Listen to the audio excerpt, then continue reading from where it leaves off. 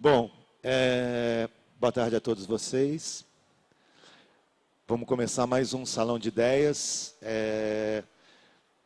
Não posso prometer, mas eu acho que vai ser uma conversa, espero que não seja assustadora, né?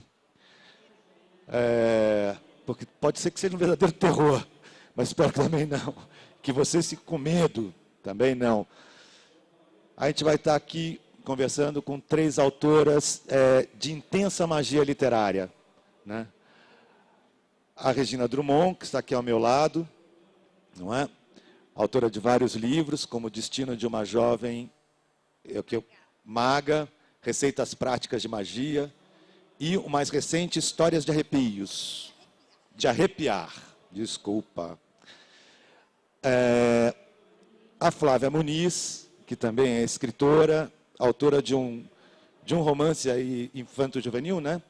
Que é Os Noturnos, que eu estava lendo, foi considerada a 4ª obra mais lida pelos jovens nas bibliotecas públicas municipais, segundo a revista Vejinha, São Paulo.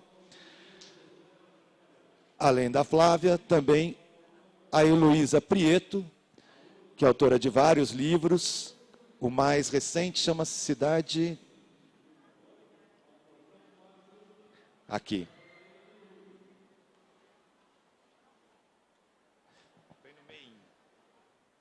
Opa.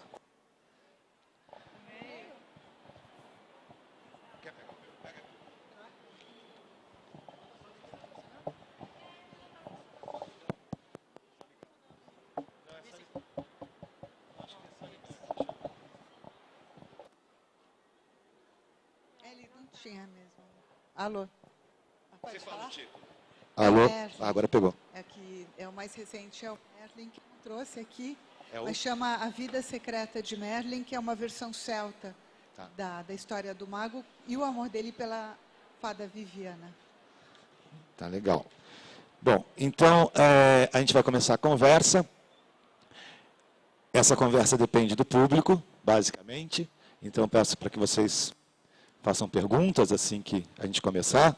Fiquem à vontade. Queria fazer um pedido só, que é para desligar o celular, porque normalmente dá interferência no microfone, né? E na pergunta, tentar ser um pouquinho breve, para que todos tenham, ou o número maior de pessoas, tenha tempo de fazer as suas perguntas. A gente vai começar a conversa sobre essa magia da literatura, esse caminho do imaginário, né? Começando as 3 aqui, quer dizer, um dos temas que as une é esse tema, digamos, do mundo do que assusta, do que dá medo, do terror, né? Eu queria que vocês falassem um pouco sobre esse tipo de literatura dentro do imaginário infantil. Pode começar. Na verdade, o Merlin, quando eu fui fazer a pesquisa, a editora começou agora, chama Escrita Fina, e eu tive total liberdade para pesquisar. Eu descobri muitos poemas de encantamento. E daí eu fui estudar um pouco a origem dos poemas, porque eles foram recolhidos por padres, né, que eram monges copistas, mas não pelos celtas, porque não havia nenhum registro deles, né, da fala e tal. Mas o engraçado foi que quando um deles, que fala sobre, que é um poema mesmo de transformação, assim, né, de ritual, ele fala, eu sou o céu, eu sou a lua, e daí eu descobri que esse poema tinha inspirado o Raul Seixas, no Gita, né, que ele usou uma citação grande disso. Né, e são poemas que te identificam com a natureza, né? Você fala, isso era a magia da palavra. Então, aí dessa pesquisa, eu fui prolongando e fui observar os autores que, no início do século passado, pesquisavam essa coisa, a palavra do encantamento, como a literatura pode gerar imagens e tudo. Aí, entre eles, eu descobri o Tolkien, que fez O Senhor dos Anéis, C.S. Lewis, que fez As Crônicas de Nárnia, e todos estavam envolvidos numa pesquisa que conferia a palavra, devolvia o dom encantatório da imaginação. Então, eu acho que isso tudo está no jovem, né? Era tão forte esses poemas, esses personagens e tudo, que eles continuam. A gente quase não identifica mais, porque não é dado crédito, né, a essa cultura, e essa busca, mas existe toda uma legião de escritores que sempre está interessado nisso.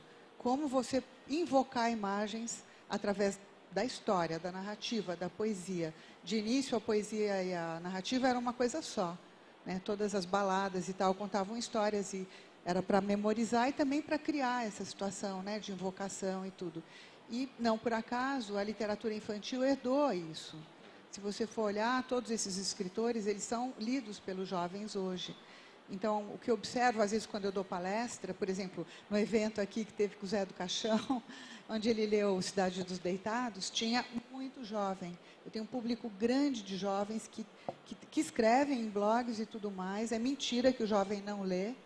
Tanto que o Crepúsculo e o Harry Potter, os últimos best-sellers são juvenis, né, de jovens e tudo.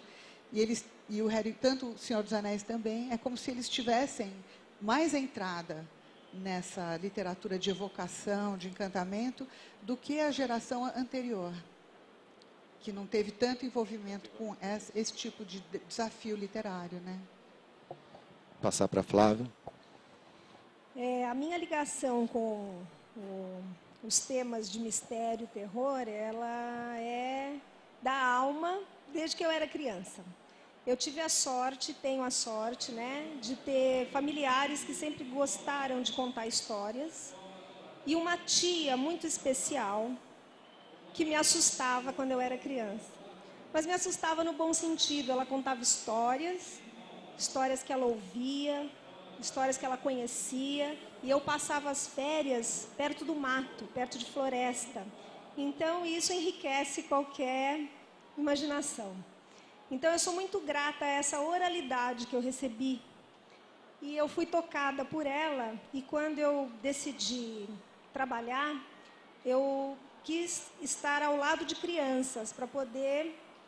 não sei se foi uma coisa tão consciente assim, mas eu quis também passar por essa experiência de relatar e de estar ao lado da criança para ajudá-la nessa construção do imaginário, a lidar com as coisas das emoções, né, que são a base do relacionamento.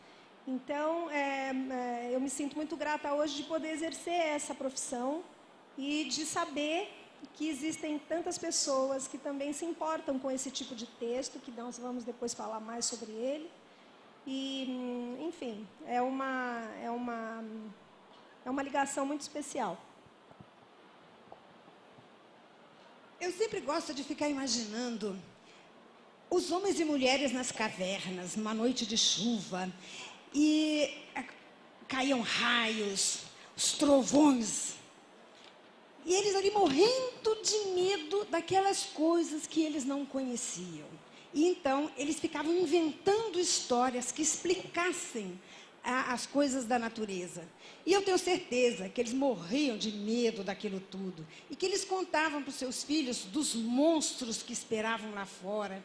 Quer dizer, essas coisas, o que eu quero dizer exatamente essas coisas sempre existiram e sempre fascinaram as pessoas. E eu, obviamente, não fui imune. Pelo contrário, eu acho que eu ganhei mesmo foi um vírus. O meu pai gostava demais dessas histórias de assustar. E a minha mãe ficava brava. Ela dizia, não assusta as meninas. E eu adorava. E depois que eu cresci um pouco e comecei a ler sozinha e comecei a curtir as histórias, a inventar as histórias que a gente chama de histórias de medo, a minha mãe dizia assim, com aquele toque de impaciência, ai, você e o seu pai, não aguento vocês, né? Toda vez que ela me via lendo esses livros, ela falava, você e o seu pai. Então, não preciso nem contar para vocês por que eu sou assim, né? Mas eu também adoro. E a coisa que eu mais curto na minha vida, eu chamo de enganar o leitor. Então, eu gosto demais das histórias que eu começo sugerindo alguma coisa para vocês entrarem, enveredarem por esse caminho que eu sugeri. E depois, no final, é tudo diferente. Eu gosto demais não só de assustar, mas de enganar o leitor. Então, gente, essas histórias sempre existiram. E graças a Deus, se Deus quiser, vão existir sempre. Porque o medo é uma emoção maravilhosa.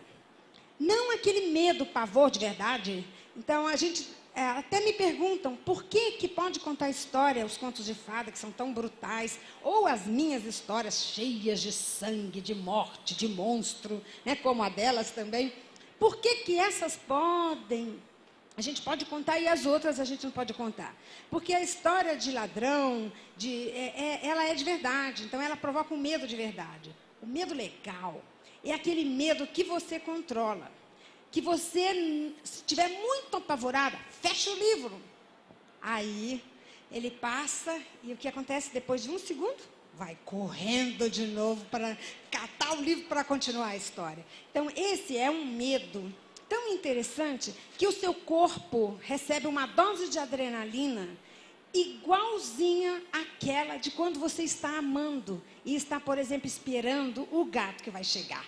Ai, meu Deus, faltam 15 minutos, ai, está chegando. O seu corpo não sabe diferenciar essas duas sensações. Por isso, é uma delícia sentir medo. Por isso, gostamos tanto, curtimos tanto esses monstros maravilhosos, Zé do Caixão, vampiro, bruxas e companhia. E é isso que eu queria falar. Estou tão empolgada assim, parece que eu vou continuar falando, mas chega, parei. Eu também fiquei empolgado, queria fazer pergunta, mas não. Queria passar para vocês. Tem 2 pessoas com microfones, é só levantar a mão e fazer a primeira pergunta.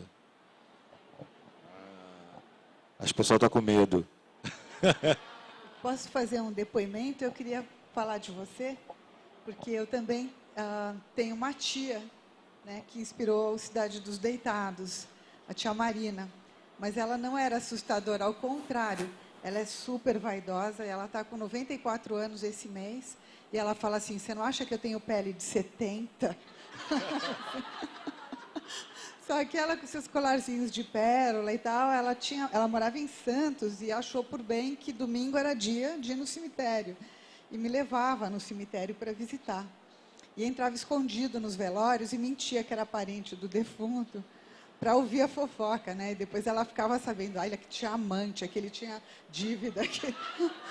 Então, assim, a minha variação é diferente, porque para mim o terror é terrir. Eu gosto de histórias de terror, mas que dão risada também, assim, porque eu venho de família espanhola, né? E na Espanha todo mundo anda muito de preto, faz muita piada, grita, é todo mundo bem passional e tem uma relação com a boa sorte e a má sorte. E eles são gêmeos, então não é tão ligado assim no foco da perda e tal, né? É uma coisa mais engraçada. Então, no meu caso, é como você. Eu tive uma pessoa, né, uma tia, que me conduziu pelos labirintos, literalmente do cemitério. Eu queria fazer uma pergunta, então, pensando no seguinte, numa coisa que até que a Roberta falou agora, que você contar, às vezes, uma história de um ladrão pode assustar mais por ser um dado muito da realidade, muito real. Eu ia perguntar